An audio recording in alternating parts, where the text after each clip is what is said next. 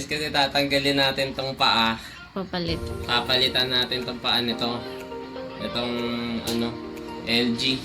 Kaso wala siyang screw dito. Nakita nyo wala siyang screw, di ba? Tatanggalin natin yung tong paa. Tapos tatry natin palitan ng ibang paa. Kasi nabasag na yung pinakapaa niya. So, syempre monitor to, kailangan natin ng konting ingat. Konti lang mga ganun. So, lalapat daw natin to sabi nung Okay na yan.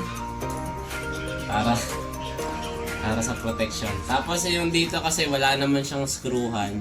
So titirahin mo siya dito sa pinaka-bezel. Sabi dun sa... So inangat ko na siya kasi para makita natin kung may tatamaan ba. So kung wala namang tatamaan. So dahan-dahan lang natin isisiksik yung kuko natin. Kung may kuko kayo, kung wala naman, i-alalay lang sa diin. Tapos kailangan nyo ng cutter o kaya screw na manipis. Pang alalay lang. Yan, kasi may mga lock dito guys. Ayan. Wala siyang screw pero may lock. Ayan. So, ginagawa lang to pag ready na kayong paalam sa kanya. Lakas loob mo. Pag nasira nyo, di ko sagutin yun.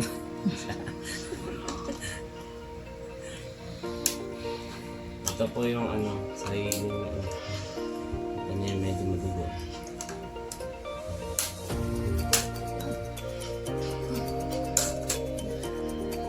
Ito guys. So since may button siya dito, expect na meron talaga siyang pinutan dito. So huwag niyo siya basta-basta aangatin. Pag naubot nyo yan, disable na, mawawala na tong function tong harap. So ito yung pinaka tada! Loob.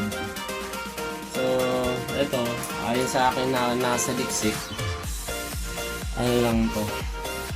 Kailangan natin tong tanggalin. At pakiramdaman natin kung natatanggal ba siya. Ayun, umaangat guys! Ang galing. Ang galing. Di ba na kailangan ng screw. Dahan lang natin siya angatin. Kasi ito guys. Nakita ko sa'yo. Sabi dun sa kasi sa pinaka source nito. Kasi to LCD. Kung titingnan mo yung may pinaka-board pa siya sa likod. Ayan. Aangat ko na. Dahan-dahan lang. Para ayan, pinaka-back plate pa siya. Board. So, yun yung mga iingatan nyo pag mag-disassembly kayo. Kasi, one miss or mga napaka-sensitive ng ribbon. So, hindi na, depende naman sa model kasi ito LCD pa to eh. So, yun. So, ito talaga yun. Ito na yung magpapahirap sa atin, guys. Ayan na natin. Ako sa inyo kasi, itong paa niya, nabasag talaga, kailangan na natin pa ito. So, syempre, kapag siya, kailangan na palitan. Bago. Ba't ka natatawa? Tumaan ka, no? Ito na. Baka makampas sa akin yung cellphone. Ayan na. Oh! No? Ito, hindi yan pang-ahit Ano yan? Ito yung pinaka-stand nyo talaga. Tapos try natin kung sukat yung sisi. Wala siyang paglalagyan. Kasi ito, galing ito sa isang sa luma ng monitor. Pero mas maganda yung paa niya. Cute, diba? Compare mo naman sa ito, parang talong na yun. Cute. Ito mo, cute. May paa. Ito, wala paa. So guys, ang diskarte natin dyan. Sabi sa mapa na.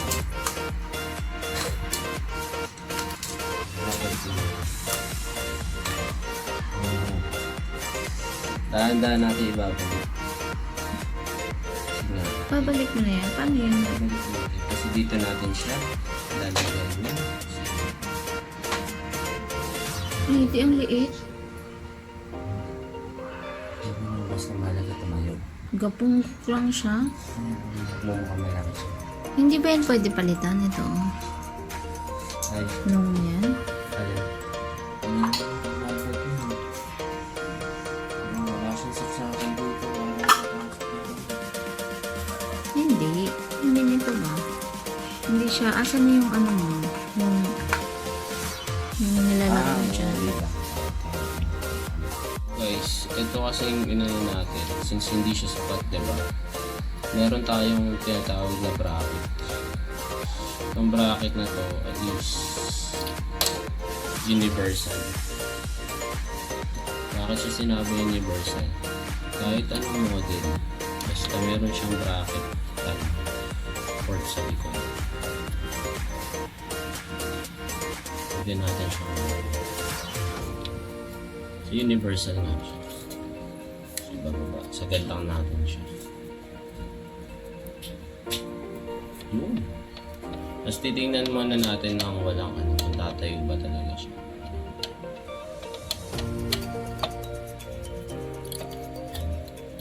So, ito na may... Yan, Tara! guys!